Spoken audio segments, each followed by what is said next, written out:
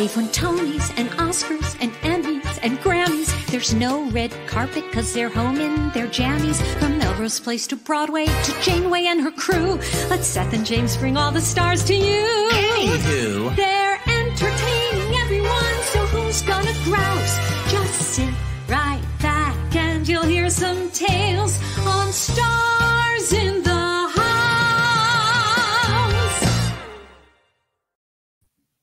Hi, everyone. Hi, everyone. It Starts in the House. We have a brand new camera. And what's crazy is that all I want to do is look at the people that are on the show, but this is literally what I have to look like to look at the camera. The chin has to be up. We've got a new, like, major HD camera. So to see ourselves, we have to go like that. But to talk to you, we have to go like this. Right. So we're just basically staring into space. Hi, Joel Gray. I can't actually see you. What is Stars in the House, James Wesley? It is our daily live stream that we've been doing since March for the Actors Fund. The Actors Fund is here for everyone in the performing arts, basically. Behind the scenes, on stage, dance studios, opera, symphonies, all over the country, actorsfund.org. If you need help, go to actorsfund.org. If you need help with your rent or insurance, food, utilities, all of that good stuff. In front of the camera, behind the camera, no matter what you do, not just in New York or California, wherever you are, you can go to actorsfund.org and get help. But if you can give some help, please donate to startsinthehouse.com. You go to startsinthehouse.com. That's right. Make a donation. $5 is the minimum. You can also text Fund 2020 to 56512. Right? I was wondering if you had to memorize 56512. And then you forward the donation to donations@starsinthehouse.com. And then we'll forward you can forward the receipt, donations@starsinthehouse.com. Then we'll forward that to one of the stars here tonight, and they will read it in Yiddish. Joel Gray is fluent in Yiddish. He's like, no, I am not. Listen, Joel, just fake it. Just an accent. Roll your R's. No one's going to know what the hell you're saying. So forward it. Donations@starsinthehouse.com. That's right. Speaking of money raised for the Actors Fund, we've got our new total. We are up to, you ready? $526,445 raised for the Actors Fund. That's right. Positive. That's right. So we raised a lot of money, but sadly, a lot of money is needed. People are just losing jobs. Thank you, everyone, for donating. Thank you also for SiriusXM for listening to us every day. Do we have any business we have to talk about? We do, before we get to our Yiddish Fiddler cast members and only bites her nails during the show. Mandy obsessively bites her nail for the hour during the show. Mandy. So that means you'll know how bad it is by the number of times that this is what you see. I know, ducking down. Or you see the shaking, or you see him walking. That'll be determined how bad Mandy's allergies are. I don't know why the allergies, but her allergies are and anxiety. It's like you, Seth, with your nails. If we're watching, I don't know, a show that makes you anxious. Yeah, it's really, we know how like dogs, like father, like daughter. You and Mandy. They always say that dogs look like the people that own them or whatever, their companions. Like she literally has my OCD because I bite my nails too. It's such a bizarre habit to pick up for me. Why can't you play the piano? All right, go. That would be good. Before we get to Yiddish Fiddler on the Roof, we do want to take care of some business because we are 4 weeks away from the election and there's so much to do. First off, the census, 2020census.gov. It keeps changing, and now it's October 31st is the deadline. Yeah, don't wait right now. You go to 2020census.gov, and please, God, tell everybody no. Didn't you just talk to someone recently that was like, I asked my mother and she hadn't done it? Yep, that's right. So 2020census.gov, and just please post it. Just literally in your social media, on your Facebook, on your Friendster, on your MySpace. Yes, go back in time. But 2020census.gov, make sure people fill it out because I, by the way, didn't know what the census did till this year. What does it actually do? It basically helps with funding for public hospitals, schools, apportionment of congressmen and women from your state. I mean, roads, basically anything that public money goes to is determined by the census. And if there's not enough people in your area. For 10 years. Yeah, if there are not people in your area, the government's like, I guess I'll just keep the money. That's right. Everyone has to fill it out. 2020census.gov. Okay. Poll Hero is not here today, but Poll Hero Project, we love them, pollhero.org. If you know someone who's on the younger side who can work the polls this year, and I don't mean a strip poll, I mean a poll on November 3rd or early voting, go to pollhero.org. They're amazing. They're up to 30,000 young people that have signed up to work the polls this year, which is incredible. There's a lot of older people work the polls. You're not going to go this year because they're scared of COVID. So we need the younger people. We don't want the Goldets and the Yentas. We want the Spritzes. Let's be honest. Get the pollhero.org and you can help. And it's a paid job. That's right. So another thing for you to be posting, pollhero.org. So finally, before we get to our Yiddish Fiddler family, we love Americans for the Arts, and their sister organization, artsactionfund.org, is incredible. So go to artsactionfund.org/artsvote. Really go to Stars in the House. I'm sorry, that's right, Seth. If you want to make it easy on yourself, we actually, thank you, Cicely, put it on our website, and you can just go to starsinthehouse.com, and basically right on the front page. It provides you with all the information that you need for voter registration deadlines, state by state, as well as early voting. Because early voting, as Annette Benning told us 2 weeks ago, the election ends on November 3rd. The election has already started. Voting has already started this is a reminder for early voting. It has started in Delaware, Minnesota, Mississippi, Missouri, Pennsylvania, South Dakota, Vermont, Virginia, Illinois, Michigan,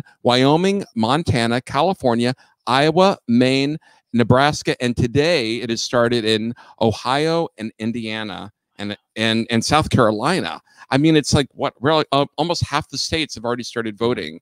Vote early, especially this year. Vote early. If you're not voting absentee, vote early. You go right to Stars in the House, right on the front, and you'll find out where they're voting early. Sadly, not on a Tefka. That begins during Kislev. Okay, so anybody get? Thank you. I'm getting a laugh from the Jews. James is like, I don't know what that means. It's all good. It's from Texas. Arts Action Fund. No, that's not where you donated to get the posters. You donated to When We All Vote. That's right. Which is a great organization. They're great also. And they have a lot of the same information. By the way, everyone's saying we're coordinated. We did not want to be coordinated. We wanted to wear nice shirts, and we have very few nice shirts, so they just happen to look alike, but we did not want to be twinsies. Right. It's not we didn't cool. really, we weren't dressing at the same time, and it was sort of like, you're wearing that? And he we're said, both you're in wearing weird, this? sexy Desperate Housewives scoop necks. Like we're sexy shown cleavage. What's happening? I'm going to button mine. Okay. Any to the Who. We're doing the show today because Fiddler on the Roof, there was an amazing production of it. Not the one I did in high school, even though I got excellent reviews as the rabbi. That's not the production we're talking about. I got my equity card in Fiddler on the Roof in 1993 at La Mirada in Southern California. I got a hall pass. Okay. In my high school. Wait, who were you? Oh, yeah, you were Nachum the beggar, right? No, the bookseller. You were the bookseller? Yeah. Oh, the rabbi's. Wait, were you the rabbi's son? Mendel. It's no. I had a little bookseller. Part. It's a little part, but it's an important part. Is it? What does he do? It got me an equity card. That's all I can remember. Okay. The point is, there was a brilliant production of Fiddler on the Roof that began. Oh my gosh, so brilliant! Basically, kind of off Broadway, like part of an actual theater company, and then moved off Broadway. Crazy hit, and then was going to tour the whole country and actually literally go to China. And then COVID hit. There's a whole story behind it. And it's the only show that we have seen. Have you ever seen a show with both your mom and your Aunt Phyllis? No, I literally saw. That's how important this show was. My Aunt Phyllis, who I haven't seen in years, came in from where she lives in Maryland, right? And met my mom because they both grew up with Yiddish in the house, and we all saw it, and we'll talk about it. And it's all in Yiddish. And James, by the way, does not speak any Yiddish. Like I literally know Geg is into hate. That's it. So I know a sentence. He doesn't even know that. So we completely enjoyed it. We'll be talking about it. There's a book coming out about the making of Fiddler on the Roof and all the crazy backstage drama, the anger, the tears. What? Anyway, so we're here to talk about that. We have stars from the show, and we have the brilliant director himself. Anything else I have to say before we begin? I think let's bring them on. Okay, so first I want to bring on the authoress. Sammy, you're the author, right? Am I right? Yeah. So Sammy, you played Bielka, right? Yeah, Bielka. Bielka. I was close, and yet not close enough. Okay, then we have our Zeitel, whose name is Rachel. Whoa, close. Hi. Close enough. Hi. Rachel. This new camera is so weird. Oh, we have, no, I don't like that. I like it closer. Okay. Right? Well, what no. Go. Wow. See, this because here's the other. This to me is What's just, wrong with that? all right. I think it looks good. Any to the Who. Then we're going to bring on Tevya. Please welcome Mr. Steven Skybell. Hello. Is there room for me? Yes, ma'am. By the way, my friend was playing Tevye. I won't say what production, but a very big production. And the understudy for Golda went on, who not only was, she was not Jewish, but she apparently hadn't seen the show even though she was in it. And she kept going, Tevye. But you appreciate that. And by the way, this was like a major, I won't say which production, but a major production. And finally, let us welcome the master of ceremonies himself, as the name of his book says, the brilliant director, so many awards, Tonys, Oscars, everything, the amazing Mr. Joel Grey. Tevye. Jeff, yay. Okay, so James, you have the first question. Joel Gray, I'm assuming that you were the first one of this bunch to be attached to the Yiddish Fiddler. Is that correct? Yes. How did you get involved? I didn't know how to speak Yiddish or understand Yiddish. Nobody believes that, but it is the God's truth. And somehow I had always loved the show so much that I thought maybe I can do this. And it was really a risky bit of business. And I did understand everything about it. And I get the most amazing cast, a lot of whom didn't speak Yiddish either. But hold on, who said, hey, I've got a good idea. Fiddler on the Roof with another language. Let's try French. Was it just like an option? And finally someone's like, let's try Yiddish. Like, how did it happen in the first place? The germination of it. Zalman Mlotek. I know that's a wonderful name. Is it? Say it together. Zalman Mlotek. Zalman Mlotek. Okay. Very good. Jewish. Excellent. Anyway, Zalman is the head of the Yiddish Theater Volksbühne, and he had always wanted in his lifetime of musical world, he always wanted to do Fiddler. And it just so happened they said yes. But wow, why did they think of you? Now, by the way, here's the deal. It's a lot of like, I don't know anything about Yiddish. My name is Joel Gray. Aren't we leaving out the fact that your father, Mickey Katz, was a famous Yiddish entertainer? Were you not around in your own childhood? No, I didn't live with my family. According to your book, you did. So now what? I'm lying now.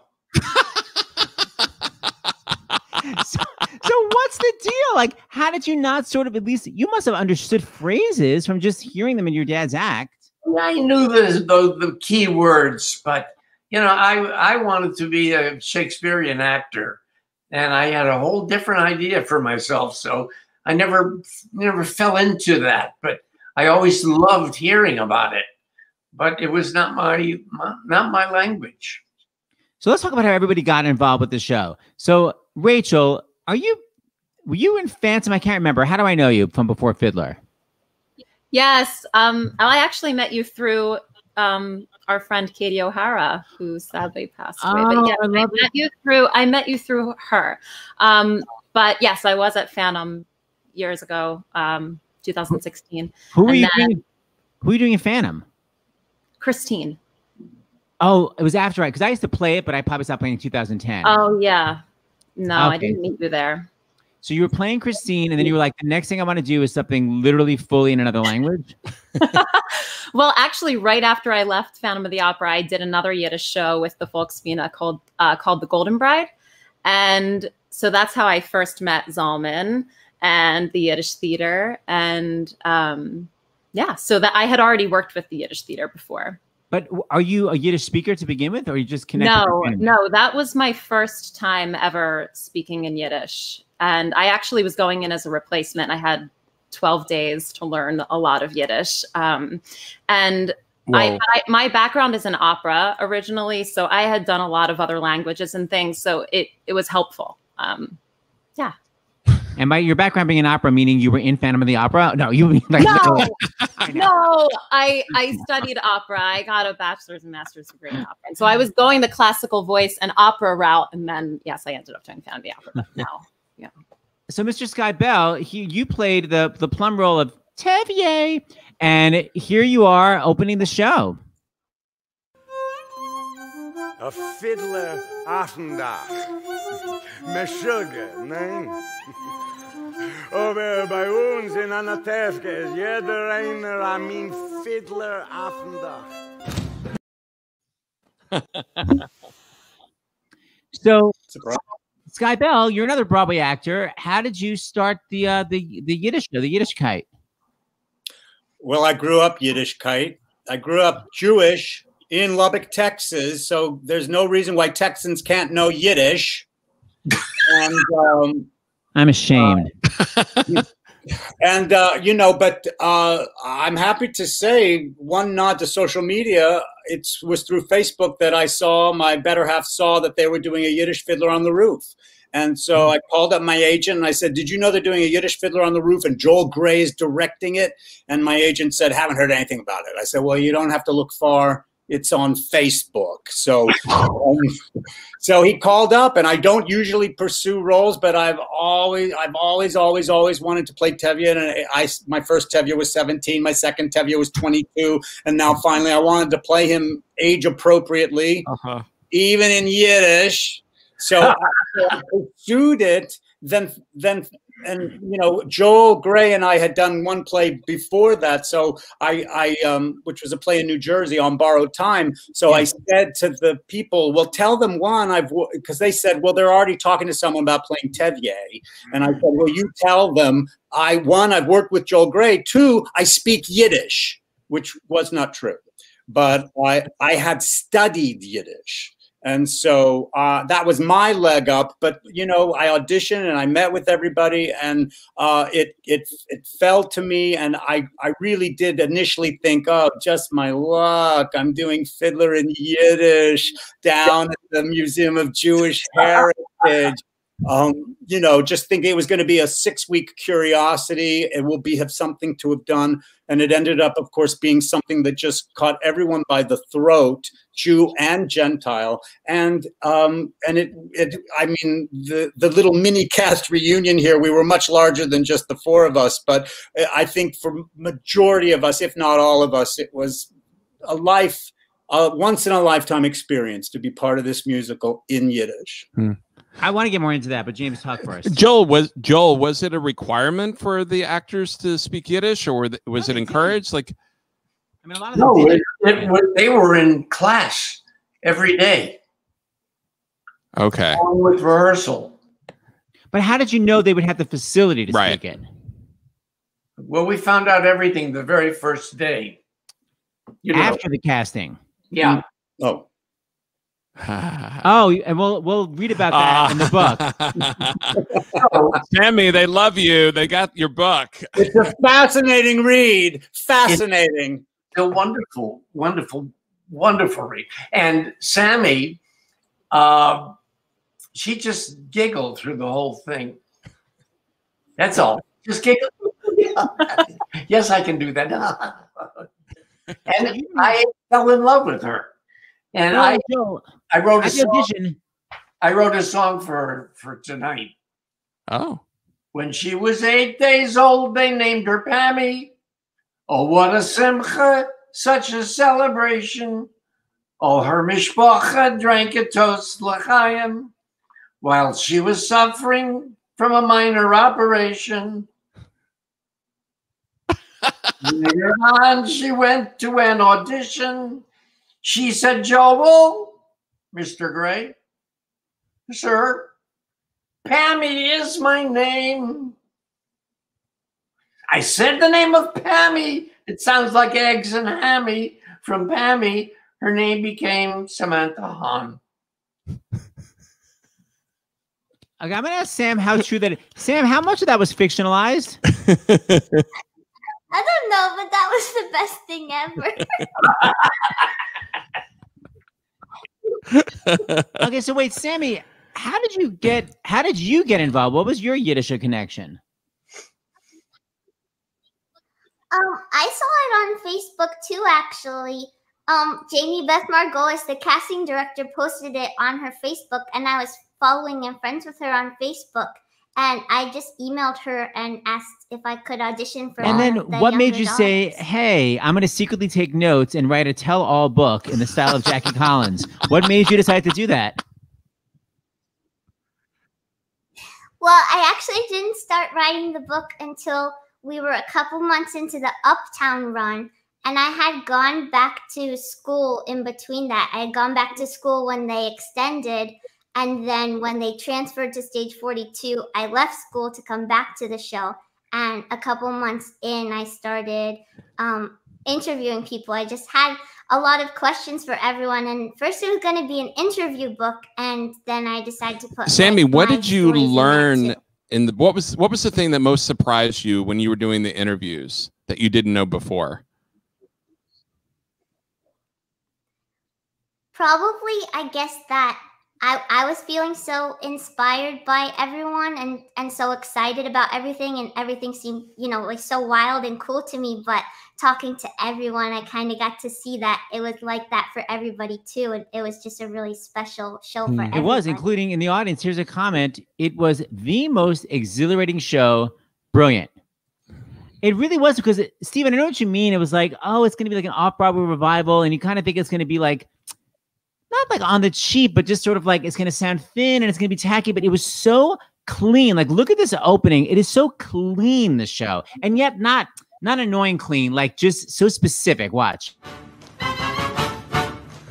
Wer Tag und Nacht, was muss ich mir nun klagen? Gaben jeden Morgen, bringen Beute heim. Und wer hat das Recht zu sitzen nebenan und haben euch das letzte Wort? Der Kaffee, der Kaffee.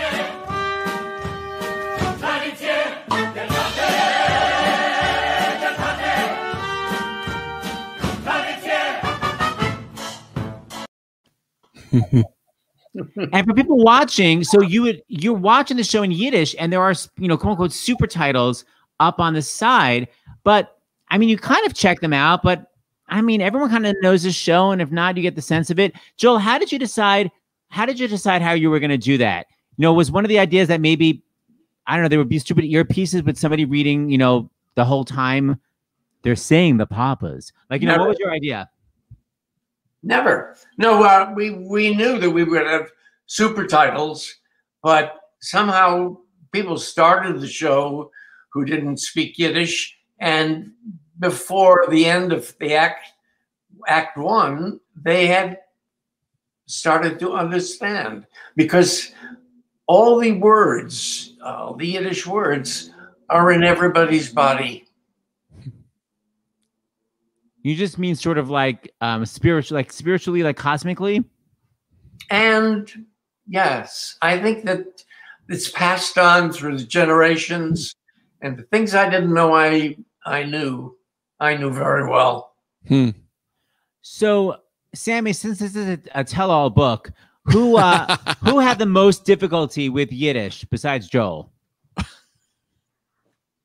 Oh, I'm not sure, actually. I feel like a lot of people mentioned that they had a hard time with the Yiddish. I remember, Stephen, actually, in your interview, you were talking about not having a hard time with the Yiddish, but like how the Yiddish was a big challenge because you have to know like everything that everybody's saying. Like on an acting level, it really like elevates everything. Oh, because you don't have to just know your own lines. You have to know what they're saying to you. Exactly. It's like acting 101, because first of all, Rachel said she had 12 days to come into the Golden Bride. We only had maybe 17 to do the Yiddish Fiddler on the Roof. It was a 3-week rehearsal period downtown. And so we had Yiddish coaching sessions prior to rehearsal. And then we were coaching our Yiddish, learning our, you know, dancing, learning the scene. We'd be cracking our heads on Yiddish. And so you're trying to learn your part. And then it dawned on me one day, it's like, I have to know everybody. I have to know what everyone is saying to me. So I know that is the word that turns me.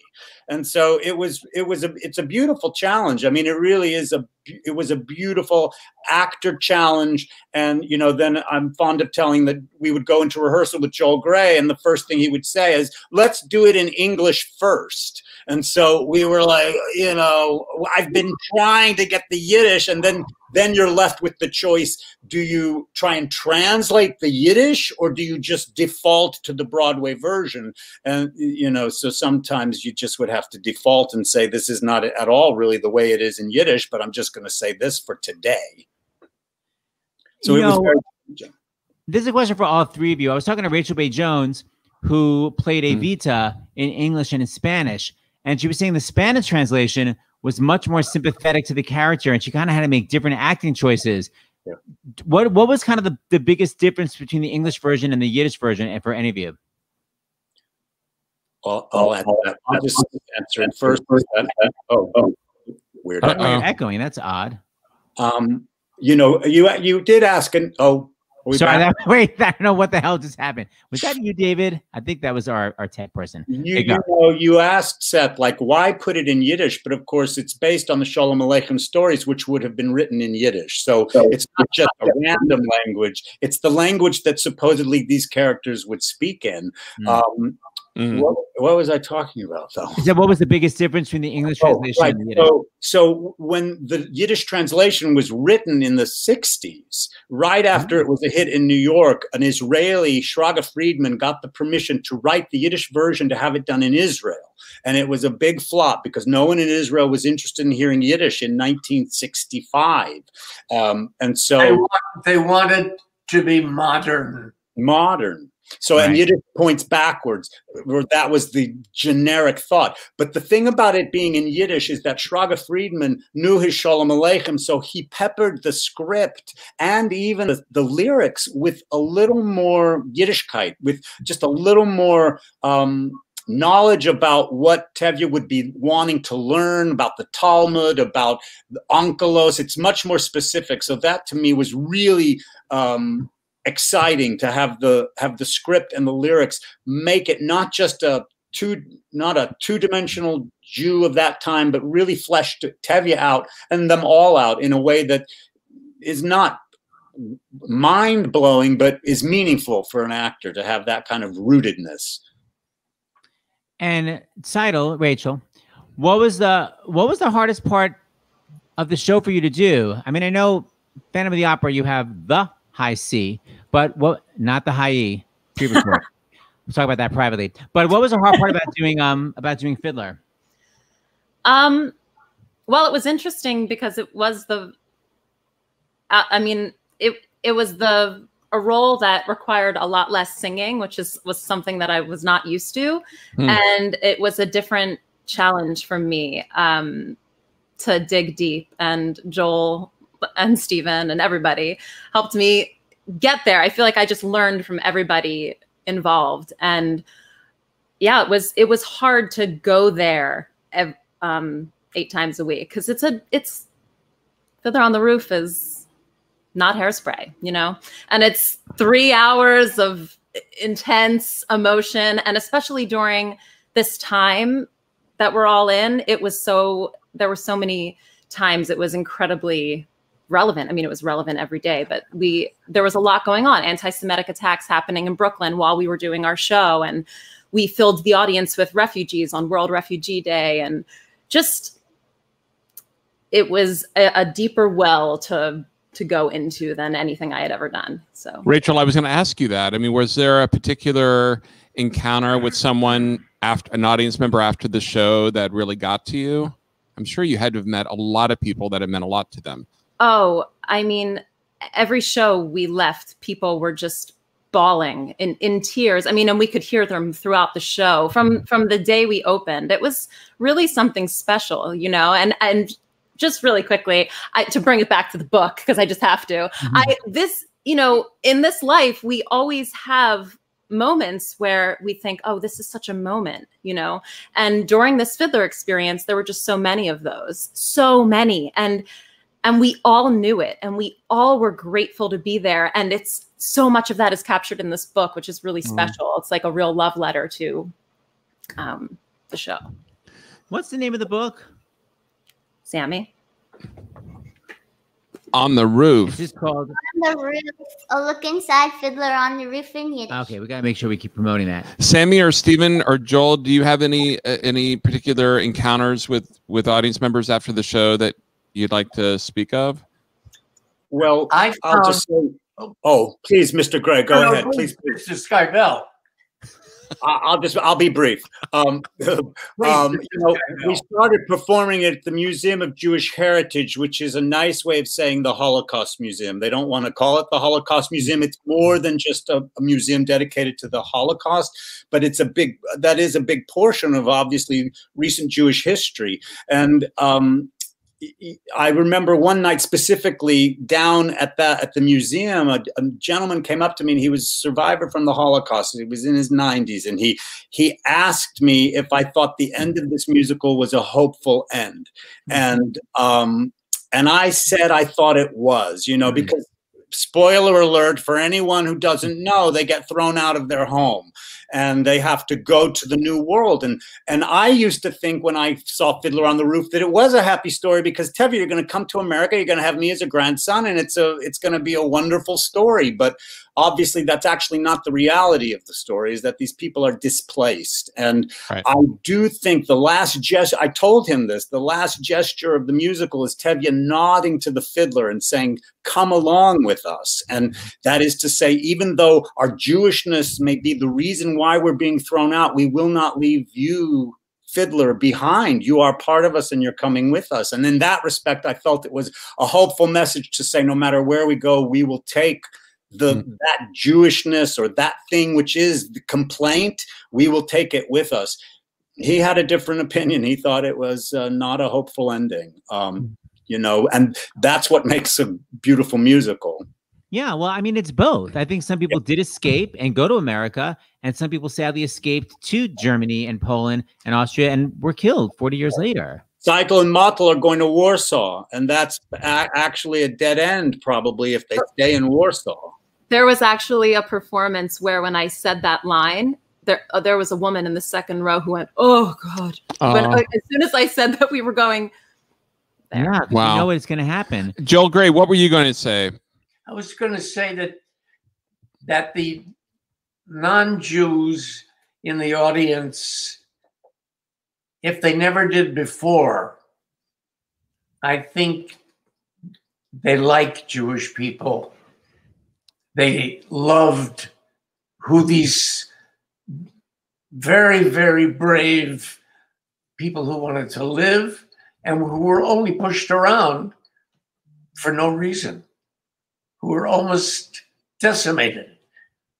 And I think that there's a tremendous amount of thought from non-Jews about, was I part of that? Did some of that anti-Semitism just rub off on me because it was so prevalent? And so I think in many ways that you say, wait a minute, they're like me. I'm like them. We're all just trying to be human. Yeah, I think that's what audiences really got, is the connection to our story.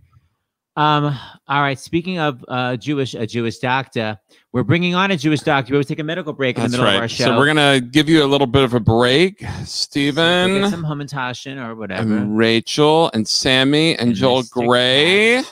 Please welcome our doctor from CBS and Stars in the House, Mr. John LaPook. What a seamless segue that was. I still got it. You got it. Dr. LaPook. So are any of these treatments that are happening right now in the White House, are they going to be available for just the everyday American citizen? And are they good? Well, it's a big experiment, isn't it? I mean, he's basically, the president is having the kitchen sink thrown at him. And we're not really told, the information that's coming to us has been filtered, right? So we're hearing some things, mostly good, the good news we're hearing. We're not hearing the results of tests like his CAT scan. Does he have pneumonia? Which seems likely, because if he didn't have pneumonia, if the CAT scan were normal, you would think they would shout that from the rooftop, right? His blood test, does he have inflammatory markers? A blood test that suggests that he's in that second inflammatory phase. That's the one where, the first week, the virus is multiplying and people can go along with ipsy-pipsy symptoms. That's a medical term, by the way, ipsy-pipsy. Having a little bit of a cold, a cough, sore throat, and then suddenly they take a turn for the worse. And I saw that when I was taking care of patients hospitalized in April at Langone. So that second phase is inflammatory. And the idea is you give steroids to try to decrease the inflammation. And then hopefully that decreases your immune system over-exuberant response, which doesn't only kill the virus, but it actually hurts the body itself. It's like, attacking yourself. It's just an unfortunate overreaction. So that's why he's on all three. The first two, remdesivir and the monoclonal antibodies, are for that first phase where you're trying to get, they're antiviral. They get the viral load down. The steroids are for the second phase, which is inflammatory. The steroids have only been shown to help decrease mortality in people who are intubated, who have a breathing tube, and only helpful in people who have oxygen requirement. The president supposedly didn't need oxygen. So, and is breathing well. So the question everybody's been asking is why is he even on those medicines? That's a long answer to your question. Is everybody going to get it? We don't know why he got it. So until we know that, this is kind you mean with contact tracing, you mean? Well, no. I don't mean, we don't know why he got all three medicines. I see what you mean. The question was, will everybody be able to get the medicine? Right. And the answer is going to be no right now. There's not enough of the monoclonal antibody and it has to be right. So this is very special. The contact tracing is a whole other thing. The CDC, I confirmed today, has not been asked by the White House to help with contact tracing. Contact tracing is the basic detective work that allows you to figure out whether somebody has been exposed, has been infected without knowing it, and that they are around potentially inadvertently exposing others and spreading the disease. It's public health 101. You do contact tracing. And today, if you look, there was there were several people, it turned out, who were infected during a meeting 9 days ago, where some military people were there. A lot of military people were there. They were all indoors. Almost everybody was not wearing a mask. It was crowded. And we know from the CDC, which is now acknowledging that you can have airborne spread beyond 6 feet, that could have been an event where people got infected. It was 9 days ago. And what's the incubation period? 2 to 14 days. Bing! Give that guy Hamantashen. I listen. All right. So you've been teaching that. It's so important. So if it's only 9 days ago, somebody could have been infected then, not yet show symptoms, not yet actually infectious, but tomorrow, the next day. So which is happening. Someone was just diagnosed. Yeah. So someone just asked me, why should we be getting the regular flu vaccine? If everyone's wearing a mask anyway, what's the point of getting the flu vaccine? Belt and suspenders. You cannot rely on the fact that in Australia, in the Southern Hemisphere, they actually had a very light flu season that's been attributed to everybody wearing the mask, right? But you can't bet on that. And the last thing you want now, with cold weather, everybody going indoors, the respiratory viruses love that cold, dry. You don't want to suddenly get sick and wonder, is it the flu? Is it COVID? Is it just a cold? Get the flu shot. And I know people are saying, well, we will wait. It's October. Get the flu shot. Right. I got mine last week. Yeah, I'm getting mine next week when I go back in. All right. Thank you, Dr. LaPook, for keeping us updated. Peace out. We will see you tomorrow. Right now. What a moment in time for this country. And this should be a teaching moment. It should be a teaching moment where our leaders say, look, this is very serious. And here's what you do to keep yourself safe, including wearing a mask. Right. And just because you test negative does not mean that you're in the clear. Look, we're seeing it person after person. Look in the news. I tested negative 4 days ago, then 3 days ago, and tonight another person who has been testing negative. You're incubating it. You're infected, but not yet infectious. If we could hammer that home, so important. Yes. Thank you for saying that. All right, Dr. LaPook, see you tomorrow as usual. Yeah. Thank you. The best. Okay, let me please bring back the authoress, Sammy. Seitel Daye. If she ever got married to Christine, that would be her name. Mr. Tevye himself. And someone who's very careful about getting infected. And from this point on, he will be wearing a full mask. Mr. Joel Gray. So you look adorable. Now, I'm going to out Joel because, it's a lot of, I don't know the first thing about Yiddish. We're here doing the Yiddish Fiddle on the Roof. Here is Joel with his Yiddish father back in the day. And what's so sweet is his father was not only a big Yiddish entertainer, he was a clarinet player. And this is his dad entertaining the Mike Douglas show. And Joel is his son, but Joel also has that whole Mama Rose aspect. So while his dad is playing, Joel sneaks on the stage and makes the microphone position a little bit better so you can pick up the clarinet. So we'll watch his dad and his brain clarinet playing, and then we'll watch Joel's Mama Rose aspect. This is back in the early 70s. What'd you say, Joel? How did you find that? I've got my sources. And by the way, you're wearing an amazing jumpsuit. You're like a size 0, and I'm jealous. Here we go.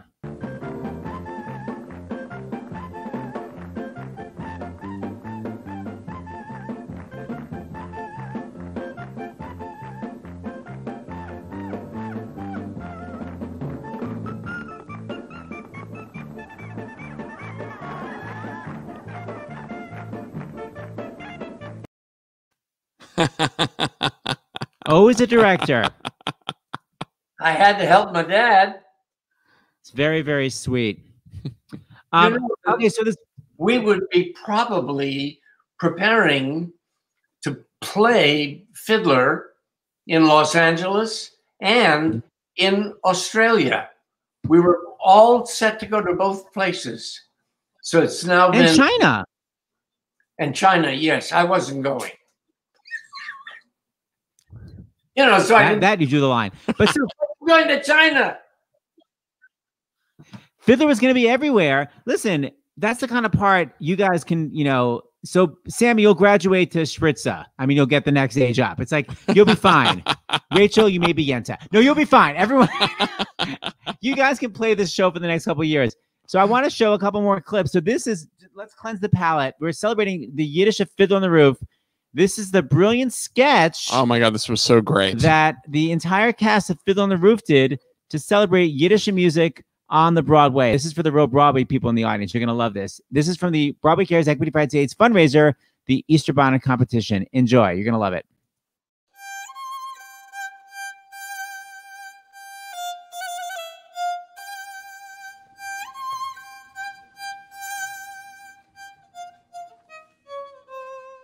An off-Broadway hit in Yiddish.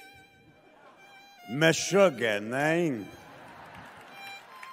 But in our little theater on 42nd Street, you get to experience Fiddler on the Roof in a completely new way. So what other shows could you say, be better in Yiddish?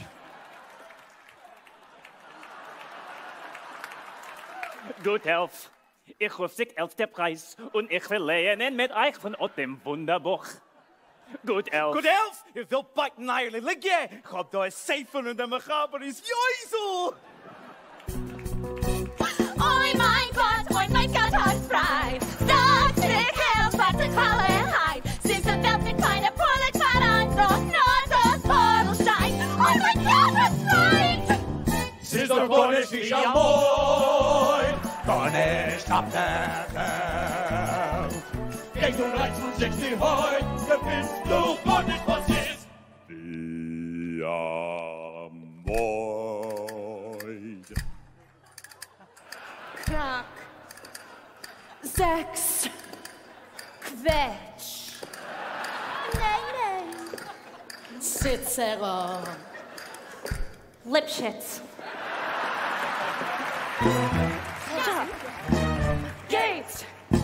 Meshuggah. Stop. Gate. Meshuggah. Gate.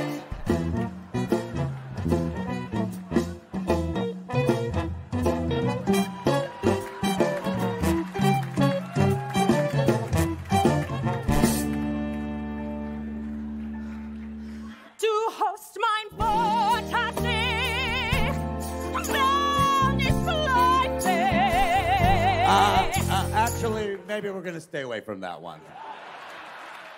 But Yiddish is an inclusive language. Everyone give it up for America's favorite Yiddish Frenchman! Lafayette! Heute mit meinem Besen-Bajonett! Lafayette! Ich komme von der Nacht vom Mann von Roulette und zerfrasse den Gap mit meinem Schuss im Lafayette! Von Majestät, von das Skelett, das Silhouette, das du noch hast! Lafayette! Weiß, was ist selten! Lafayette! Held von zwei Welten! Roll dice as is, strap on skiff und hoi harot. Ich turim sich, ich krieg in den Magarot. Du schlepp mich nicht da ruh.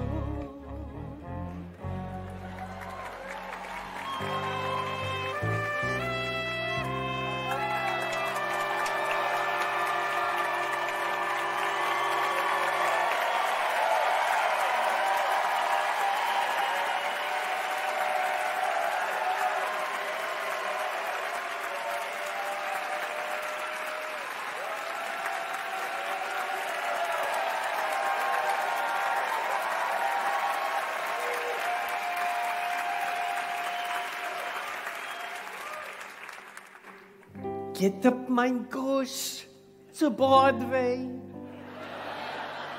Der Mond mich dort wie ein Herald Square.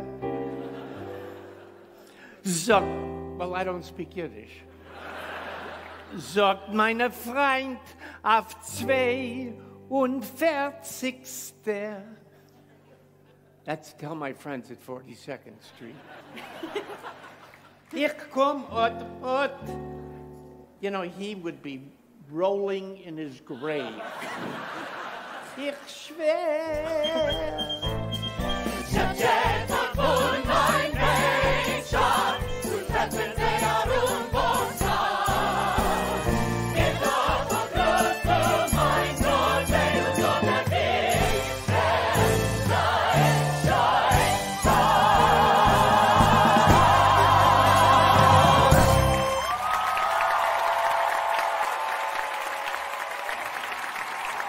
Joel Gray und die Truppe von Fiddler auf dem Dach. Auf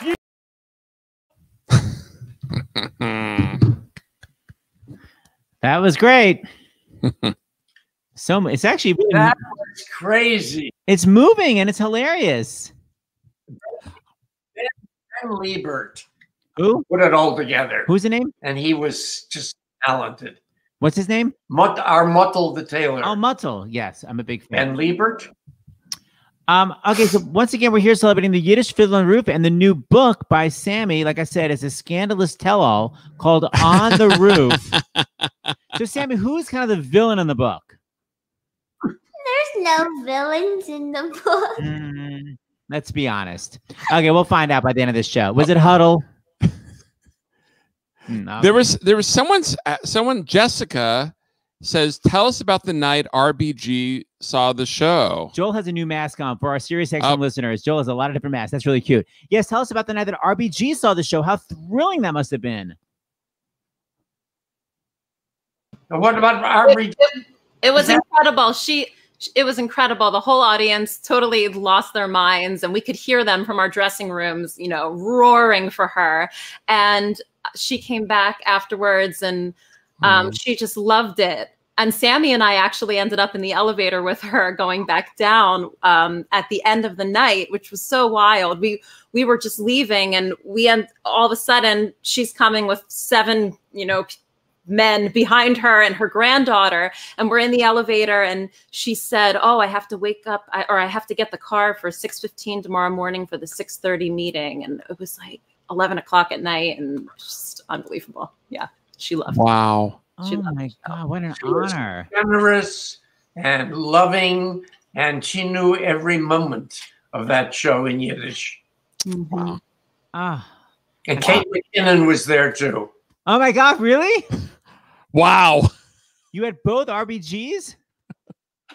That is incredible. Rachel, I have you as Saito. Here's a little matchmaker. Do you remember your lyrics, by the way, Rachel? Now that, it's so funny. Exactly. Do you remember? It's funny. Once the show ends, it's like, what do you remember? Rach, let's hear a little.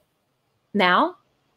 Let me hear. I'm huddle, oh huddle. Huddle, oh huddle. Hab a Punkt war dir. A schöner und jung, a 60er mit 4. Aber Chossen, das ist stimmt. Stimmt. Oh my God. I kind of remember something. Mein Gott. Very impressive. Here you are back in the day. This is not your fiddler costume. This is glammed out.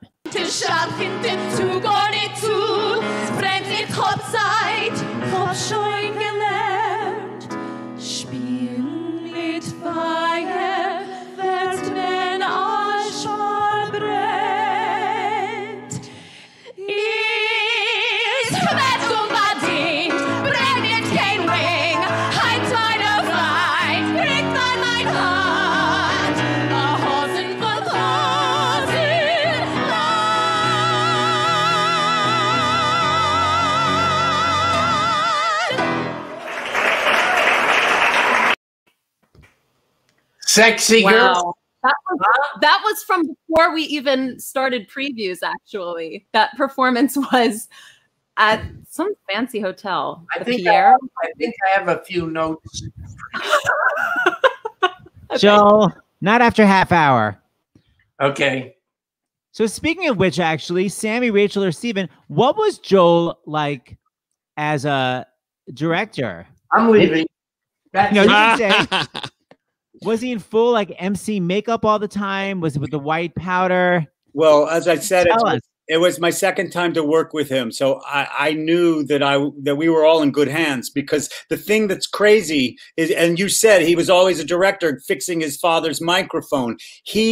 You might think that Joel Grey, the Yiddish Fiddler on the Roof, he came in once a week and said, yeah, and I'll be back next week. He directed it well after half hour, all the time, well after opening, all the time. Stage management had to say, we close in a couple of months. I think we're done.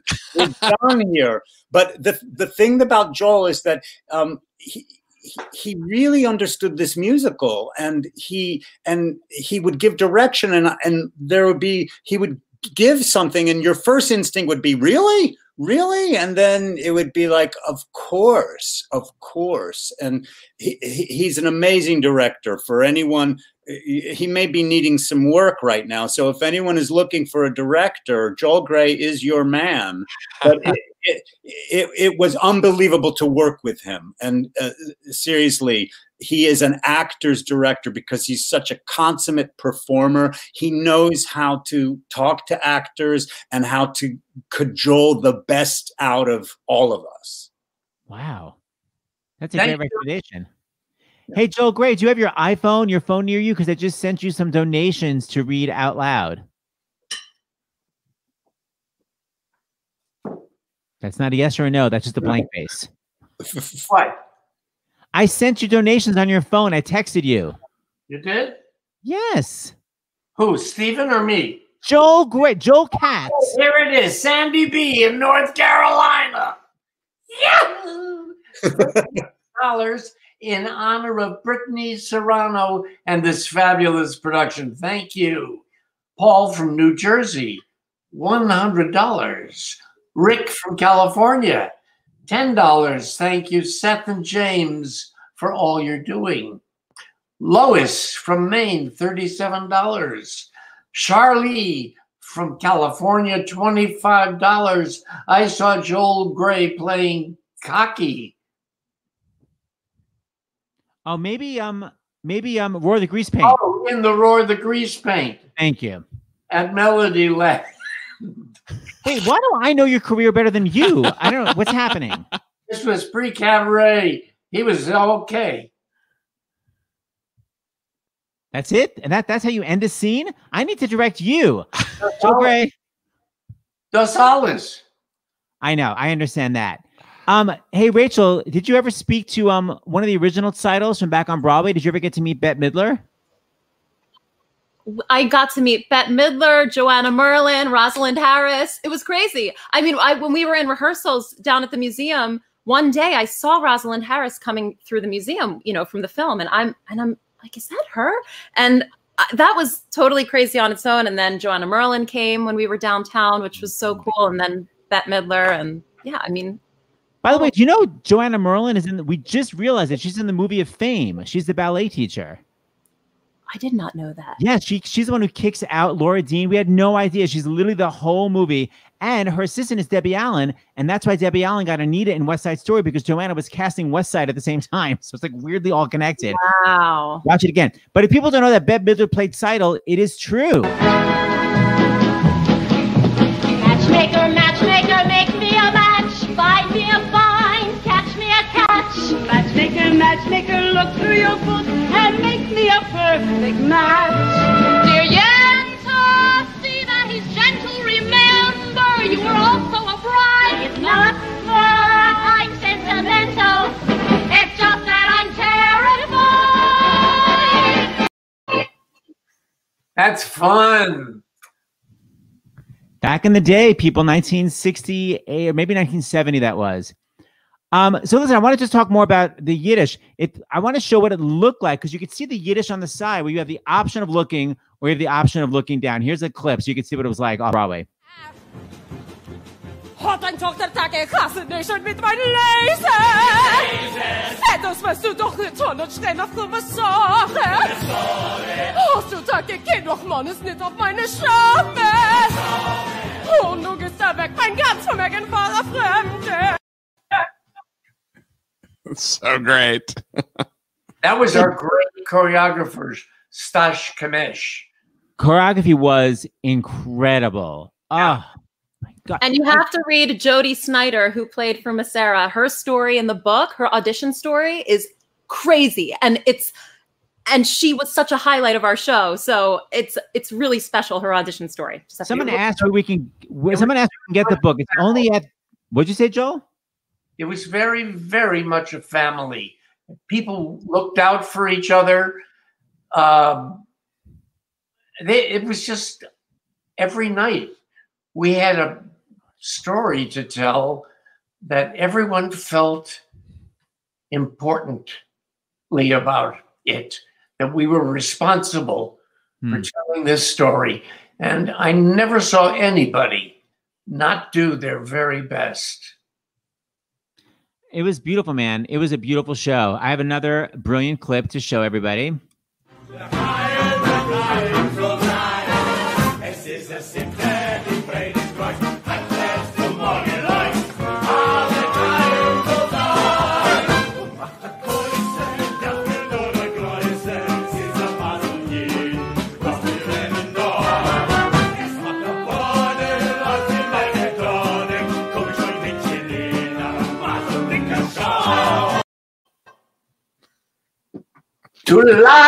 To life, oh. Still got it. I thought you didn't speak Hebrew.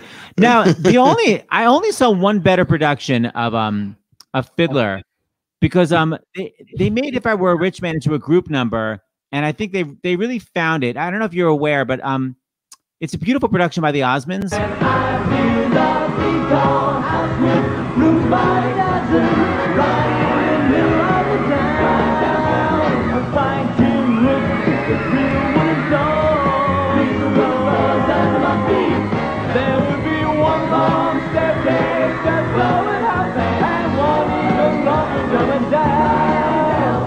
One more leading your way just for show. Show. If I were a rich man,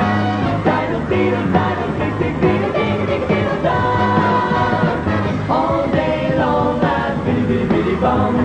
If I were a wealthy man, if I were. Boy, that choreography.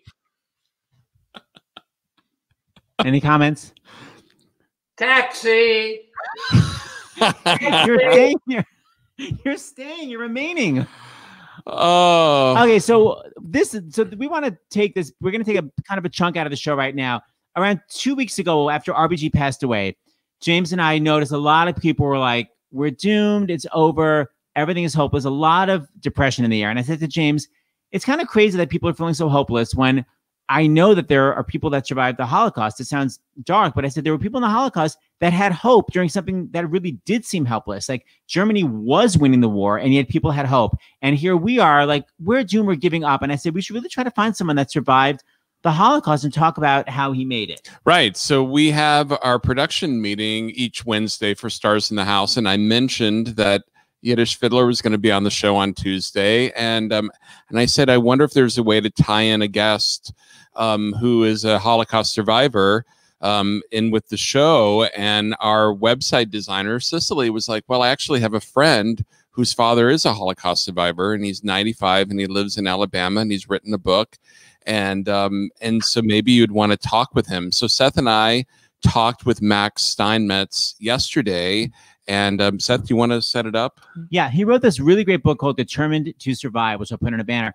But we have 3 little clips with him, and he's just a great guy, just an amazing guy.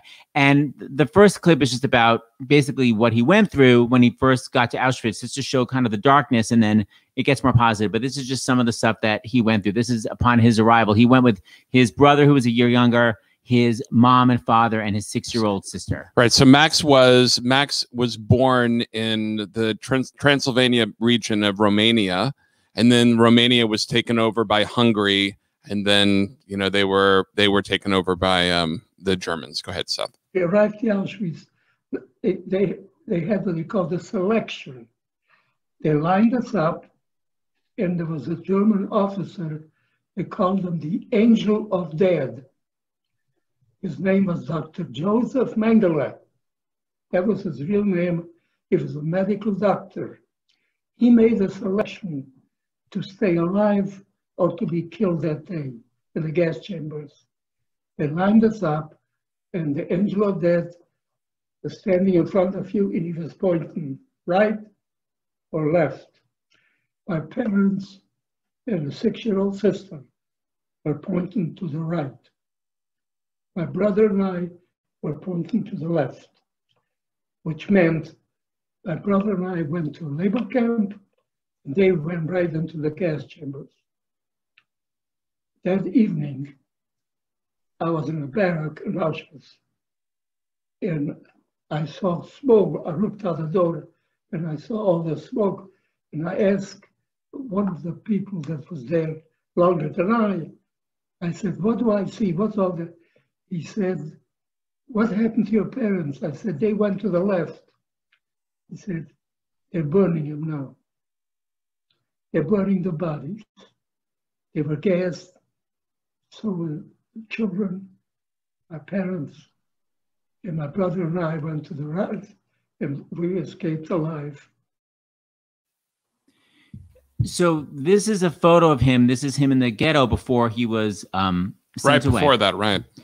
And he was with his brother, and this was sort of my point. It was about they did have hope, and Max had hope, but his brother basically gave up hope. And you'll hear this story, and this is why you really can't give up. As a matter of fact, my brother, that was a year younger than I, gave up 4 weeks before we were liberated. Can you imagine? We were ready to go to work one morning, and he said to me, I can't make it. I said, what do you mean you can make it? He says, I don't have the strength. I cannot make it. I'm finished. I said, no, you're not. You have to make it. The Americans listened to him, as a matter of fact.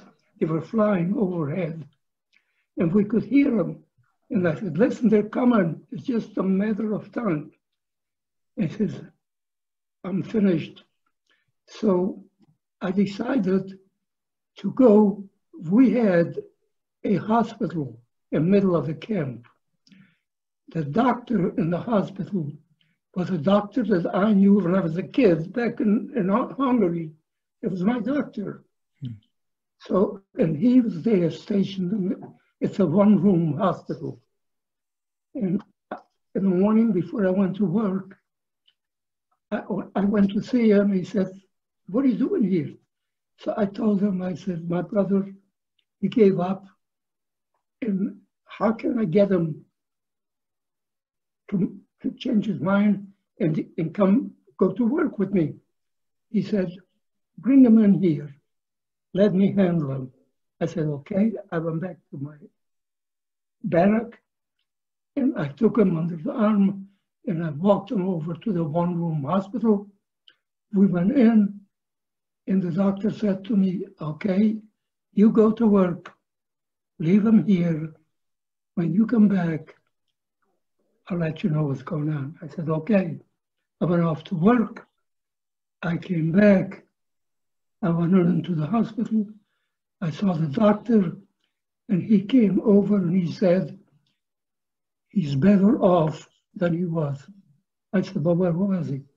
He said, he's gone. He says, he passed away. Well, I don't know whether he helped him to pass away. He might have injected him with something. I do not know. He wouldn't discuss it with me. He just told me it's over and he's gone. And that was the last I ever heard of my brother. So that's just one episode.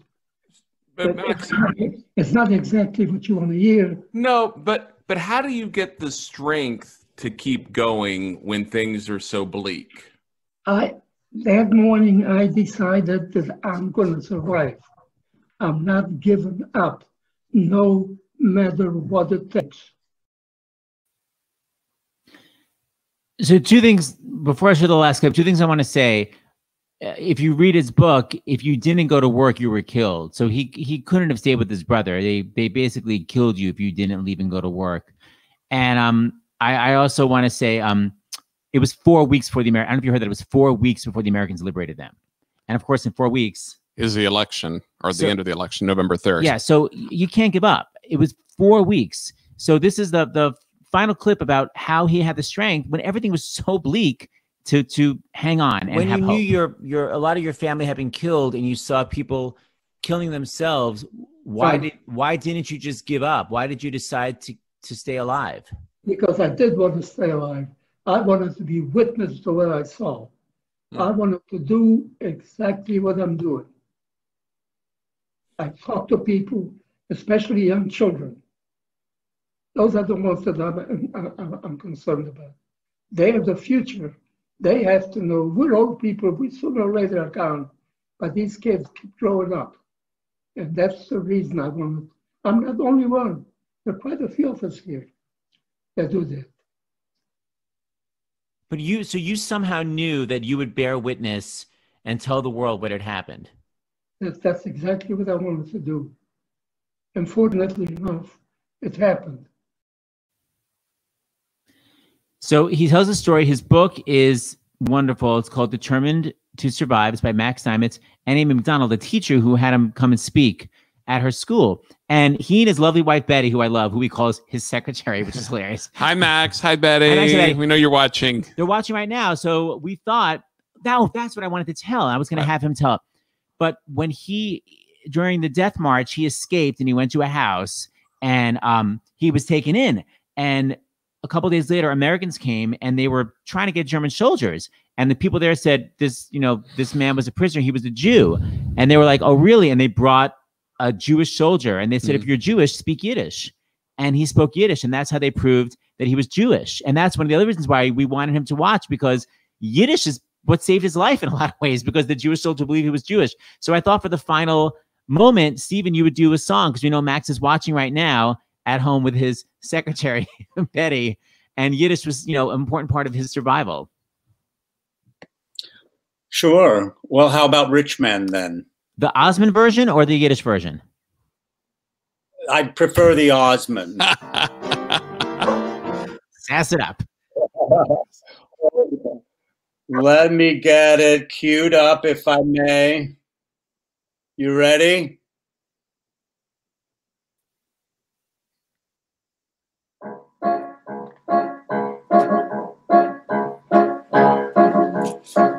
Well, I have to start it over. Sorry. Technical difficulty. 1 second, please. All right.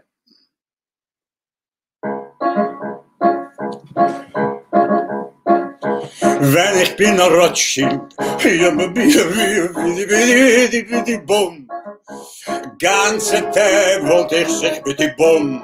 Wenn ich bin a reicher Mann, Hand in kaltem Wasser, nicht nur reingetan, bumm. Gewollt gehad a Deidel, Beitel Geld, und gewinn a Seidel, Edelmann. Und ich wollte mir aufgebeut a Häus wie a Palaz, darf gehen mitten von der Stadt, a Schein am Dach und a Keulen, was bloß da reich. A lange Trepp von Holz wird laufen a Räuf, a zweiter noch länger läuft a Rob, a dritter läuft, ich weiß noch nicht wie hoch. Uns wird mein Häuf sein voll mit Katschgesunkens, die Sonne marsch platzen sollen sei. Von dem Krähen wären die Euren nie. Und jeder das ist ihn, ich hab gelebt nein. Uns heißt noch, als da wohnt a reicher Jid. Wenn ich bin a Rothschild, bumm. Ganze Tag wollte ich sich die Bumm. Wenn ich bin a reicher Mann, Hand in kaltem Wasser, nicht reingetan, bumm. Gewollt gehad, a Deidel, Beitel Geld, Ungewöhnlicher Seidelmann. Oh, diese mein Weib, mein Gold, setz schon in eure Gewirte, geht mit der Keule, mit der Beuch. Macht der Zimmers, stam in der Prostentod. Sie wischt dem Schweiß und sie bloß, sie geht schon wie ein Paar. Oh, es geht von ihrer Räuch. Gatten alle Diensten, bald der Jog. Und jeder Gewirr in Stadt wird kommen zu und fragen mir, und wie bei Schleume Hammelech, geht nicht zu mir, ich bin, kratzt die Bord, Reptavia, sagt der Wort, Reptavia. Auf die Scheile euch darauf die Payes dreht. Bye, bye, bye, bye, bye, bye, bye, bye. Sis Vacation auf Geminazi, mein Entfer hat der Tam. Wer ist reich, versteh ich also nicht euch. Wenn ich bin reich, hab ich sich Zeit und ich geh dreimal a Tag in Schule rein. Und ich kauf mir statt bei der Misrechwand. Und ich lern Schaß und Posken mit die fromme Jiden. Gott, en Joven wird das sein. Efter nur in unser heilig Land.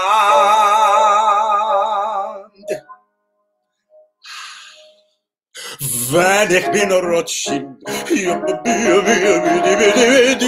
bum.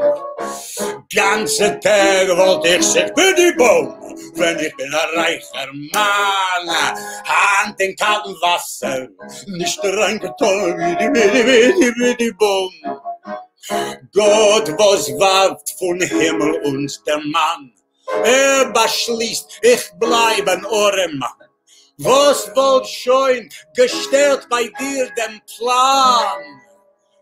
Wenn ich bin ein reicher Mann.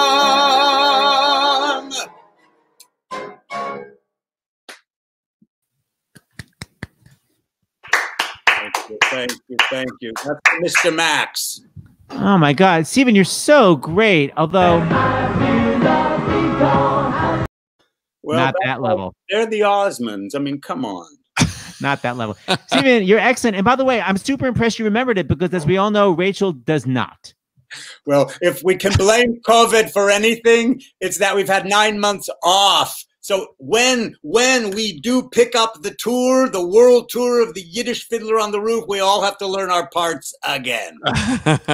It'll be worth it. It's such a great show. And I have to learn all of them. Everyone hold up your book, On the Roof by Samantha Hahn. It's so good. Yay. I'm sure it is. Thank you, everyone. Guys, what a wonderful show. Thank you for being here. Joe, James and I were just saying we want to do a cabaret reunion. We're trying to think of who the hell we know that was in it. So we're going to talk to you because we'd love to get some people from back in the day that are still around and we can tell stories. Candor obviously is still around. So we're going to see.